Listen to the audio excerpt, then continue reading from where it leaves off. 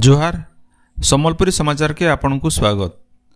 स्वाधीनता दिवस पालन उपलक्षे आजठानु 15 तारिख तक हर घर त्रिरंगा पालन करा जिबा बोली केंद्र संस्कृति और पर्यटन मंत्री गजेंद्र सिंह शेखावत घोषणा करिछन। गलाकाल नवा दिल्ली न गोटे सांबादिक सम्मेलन थी मंत्री श्री शेखावत कहिछन जे फी भारतीयों को जातीय पताका त्रिरंगा उत्तोलन लगी उत्साहित करी करी लोकर भितरे देशप्रेम और गौरव भावना जागृत करबारटा ई पदक्षेपर लक्ष्य है। निजर घर मानके त्रिरंगा उत्तोलन करी करी पताका सहित सेल्फी उठेकरी हर घर त्रिरंगा.com थी अपलोड करबार के केंद्र मंत्री लोक को अनुरोध करिछन।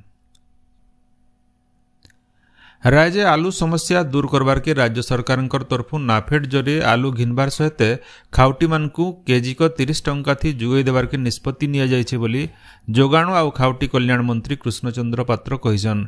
एथिर लागि पहला खेपे नाफेड जरिए 300 मेट्रिक टन आलू लागि ऑर्डर दिया जाइछे। इटा आबा हफ्ते भितरे मिलबा। पहला खेपे भुवनेश्वर, कटक, राउरकेला, संबलपुर और बरहमपुर न सरकारी खुचरा दुकान जरिए मिलबा बोली मंत्री श्री पात्र कहिछन। राज्यर गाँ गहलन दुर्घटना कमाबार बाबदे भुवनेश्वर खारवेल भवन न गोटे बैठक हो जाइए। परिवहन विभाग प्रमुख शासन सचिव उषा पाढ़ी और परिवहन कमिशनर अमिताभ ठाकुर IIT माड्रास गोटे प्रतिनिधि दल संगे ई बाबदे आलोचना करिछन। इथि आधुनिक ज्ञान कौशल आउ भल ढंगे सड़क सुरक्षा काम के केंता परिचालना करा जिबा तार उपरे जोर दिया जाइतिला। देशर स्वाधीनता संग्राम रो सबुनु बड़ ब्रिटिश विरोधी आंदोलन आजिर दिने मूल होइतिला। आजिर आंदोलन के अगस्त क्रांति दिवस भावे सारा देशे पालन करा जाउछि। 81 बछर आगनु 1942 मसीहा आजिर दिने जातिर जनक महात्मा गांधी भारत छाड़ आंदोलन डाकरा थी सारा देशे ब्रिटिश साम्राज्य विरोध न देशवासी जोरदार उलगुलान करिथिले। सेंता आज होछि अंतर्जातीय जनजाति दिवस। पृथ्वीर भिन्न भिन्न देशर जनजाति लोकर अधिकार और सुरक्षा बाबदे सचेतनता सृष्टि करबार के जाति संघर साधारण परिषद निष्पत्ति अनुसार ए दिन पालन करा जाउछे। राउरकेलानु दामनजोड़ी जाउथवार गोटे घरोई यात्रीवाही बस दुर्घटनाग्रस्त होइछे। गलाकाल रातिर 1 बजे बरगड़ पाखर बालजुरी ठाने भारसाम्य हरेकरी बस रास्ता तलके उल्टी पड़िथिला।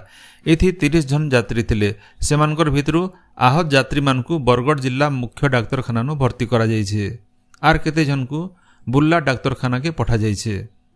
बरगड़ जिल्लार 2 जन बांध शिल्पी अताबिरा ब्लॉक झिलमिंडा गाँव हरिलाल मेहर और बरगड़ रामकृष्ण मेहर को मर्यादाजनक संत कबीर सम्मान मिली।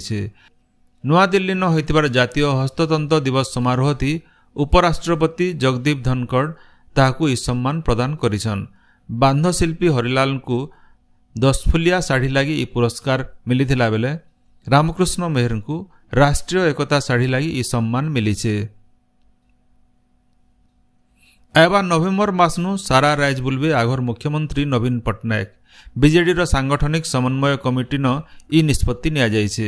सेंता अक्टोबर मासनु आघर बागीर मास जाकिर पदयात्रा कार्यक्रम करा जिबा और गंजाम जिला के 2टा सांगठनिक जिला हिसाबे भाग करा जाइकरी संगठन के बरकस करबार लगी आलोचना होइछे।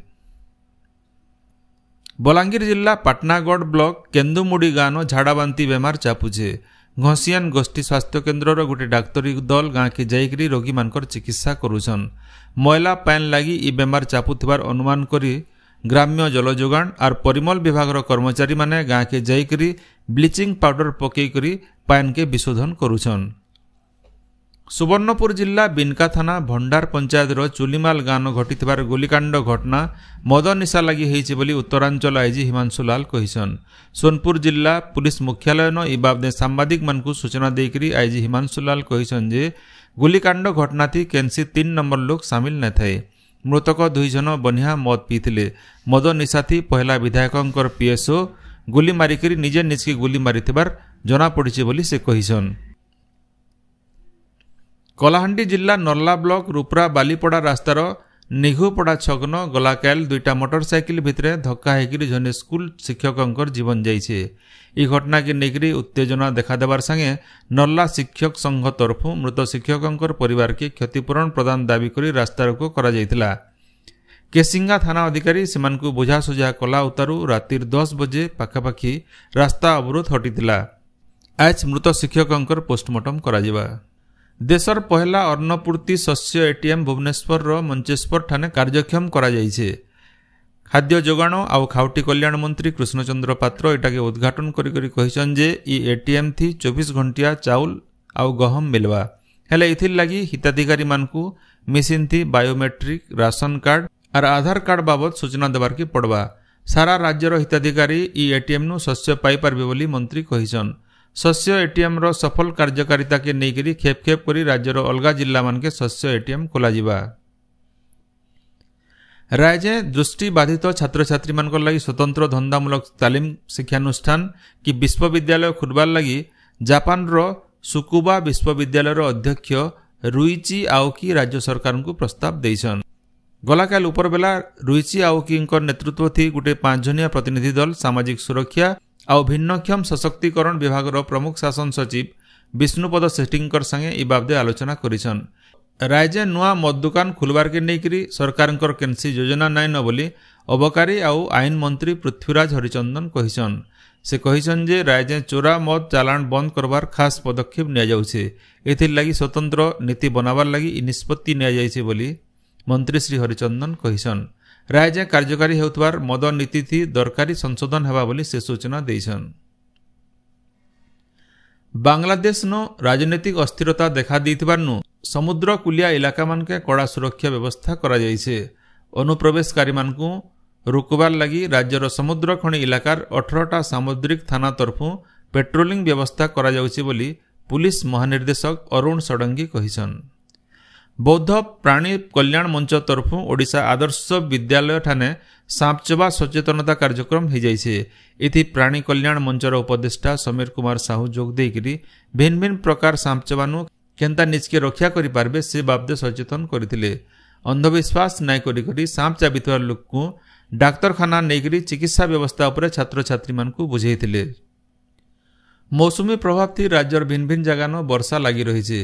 आज झारसुगुड़ा सुंदरगढ़ सम्बलपुर बरगढ़ और केन्दुझर जिल्लानो जबर वर्षा के नेकरी सतर्क सूचना जारी करा जाइछे। ई सबु जिल्लार गुटे दुईटा जगह 7 नु 11 सेंटीमीटर तक वर्षा हेई पारे।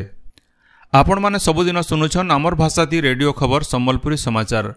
सम्बलपुरी समाचार बाबदे आपणकर मतामत देवार सहित ई काम के आगे जारी रखबार लगी तहक और सहयोग देवार के अनुरोध। आमर यूट्यूब चैनल के लाइक शेयर और सब्सक्राइब करुन आउ फेसबुक पेज के फॉलो करुन। जोहार।